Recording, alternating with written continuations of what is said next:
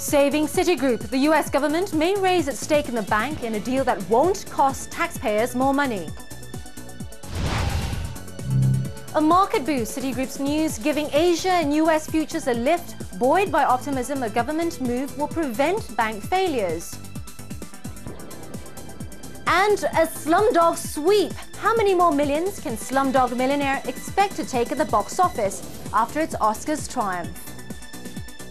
Good morning, everybody. My name's Angeline Ong. 1 a.m. at the moment in New York and 6 a.m. here in London. Now, is it nationalization or just the government taking a very large stake? The Wall Street Journal says Citigroup's in talks with federal officials that may increase state ownership in the bank. For more on what this means, Francine Lacroix joins me now. Thank you very much. Well, the government may actually end up holding... joining us from the New York Stock Exchange floor. Well, risk aversion does, of course, remain high, and that continues to affect the money markets. Angeline Ong has been taking a look at them, and she joins us this afternoon. Angeline. Hey, Nina, money markets haven't just seized up, they're getting worse. This is because traders are betting more banks are going to need rescuing. The rate that banks charge each other for 1 month lending in euros climbed to a record high today, while the equivalent dollar rate surged to the highest level since January. Just to show you how scarce liquidity is becoming, take a look at this, the LIBOR OIS spread. To the right on the chart, you can see the two lines widening. Now, this tells you the difference between what banks charge for 3-month dollar loans and the overnight index swap rate is still near a record. And to make matters worse, investors are asking for more money to own bonds of banks, brokers and insurers compared with non-financial borrowers. Normally, the white line, which tracks financial bonds, moves in tandem with the yellow line, signifying corporate borrowers. But it's now blown out on the right-hand side of the chart, staging the biggest divergence since Merrill Lynch started compiling the data. Some analysts say there needs to be a rescue deal soon before things get much worse. We've had this package come up. The market's looked for an outcome. It hasn't got it on 2 occasions now. And by the time it actually gets the outcome maybe it's looking for, it could be just seem a little bit too late.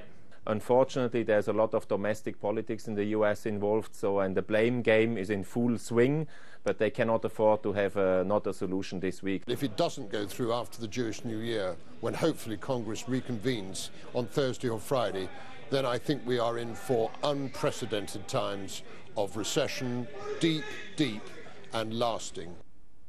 That's it from me. Back to you. Thanks so much, Banking stocks Angeline. to tumble worldwide, but not China's lenders. They're pretty much nowhere to be found on that list. They've been growing fast while avoiding the worst of the crisis. Chinese banks now hold 3 of the top 6 spots among the world's biggest financial companies.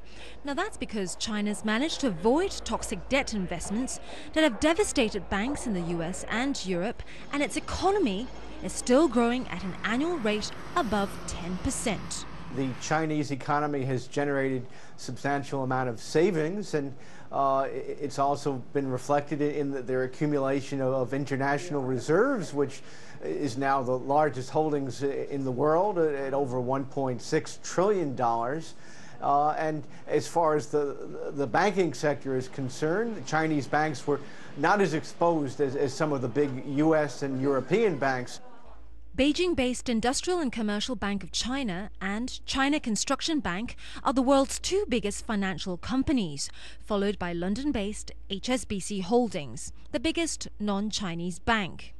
Now, only 2 years ago, the world's largest were led by Citigroup and Bank of America in the US and UBS in Europe. China's success in growing its state-owned domestic banks, though, hasn't matched its investments in overseas financial firms. Chinese funds and companies spent more than $19 billion buying stakes in firms including Morgan Stanley and Barclays. The investments, though, are now worth $7 billion less on paper. By contrast, foreign banks' investments in Chinese financial firms have fared much better, showing a $50 billion gain in paper profits. But shares of Chinese banks don't come cheap. ICBC and China Construction Bank are the most expensive among the 15 biggest global banks by market value. They're trading at 3.2 and 3.4 times book value respectively, while Citigroup and Bank of America are trading at around 1. Still, Chinese banks may not be as healthy as they seem, says Glenn Henriksen, Chief Financial Officer of advisory firm Vestasia. He says a decline in property prices in Shenzhen and other cities, along with the government's decision to raise reserve ratios, doesn't bode well for the banking industry there. And with the Olympics just round the corner, he says we probably won't hear any negative news from the lenders until after the Beijing Games. Oh, we'll look forward to that bad news, won't we? Oh yes, get the games every now and then. We can crack on with the bad news. To Brilliant. see the Sharia-compliant versions of these funds perform very much in line with the flagship strategies. As the broker of these hedge funds, Barclays Capital that is, are you seeing more demand for hedge funds such as this? Is there anything else in the pipeline? Well, we see a very strong demand for diversification, for an expansion of the investable universe in the Sharia compliance space. I mean, this is very important. We see that people want to expand the portfolio, want to, on the one hand, also shift assets from the existing alternative investments to a Sharia compliant alternative investment space. And finally, Sharia compliance. Does this give wannabe hubs like Dubai, Abu Dhabi, does it give it the edge over places like London and New York? Potentially. Well, I mean, it's really very much a question of how the next, I would say, 1 to 2 years evolve.